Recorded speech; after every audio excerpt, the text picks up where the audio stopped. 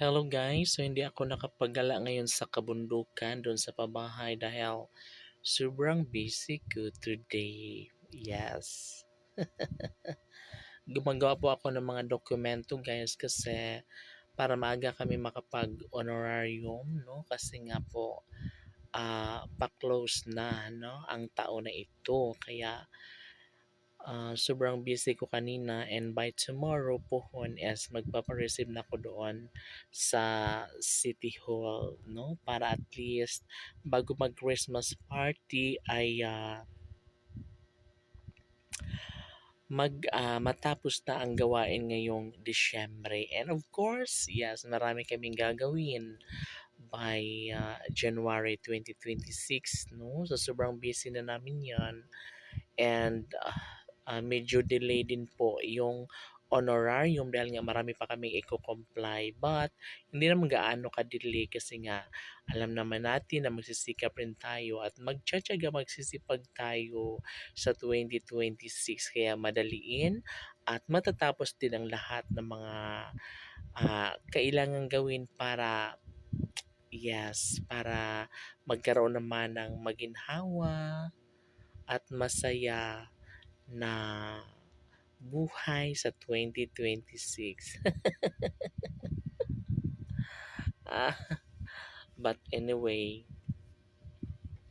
ito talaga guys ang pinaka talaga. So ngayon, maraming mga Christmas party na ating pag-aatinan this month, no? So, nung kagabi o nakaraang gabi guys ay umattend kami ng Tanod Night Party, Barangay Tanod Night 2025. So sobrang saya and of course nag-enjoy talaga ang lahat, no? Busog din kasi nga maraming pagkain doon. And masaya, nagdi-disco kami doon and yes, may nanalo din sa aming grupo ng yung barangay namin guys nanalo ng 5K and yung member ng Tanod ay nanalo rin siya ng 1K. Kaya sobrang happy nila and marami pong napanalunan yung ibang mga barangay. Kasi nga, dito sa Baybay guys is 92 barangays. Kaya, maswerte ka na kapag manalo ka talaga. And by this coming 14, tama ba?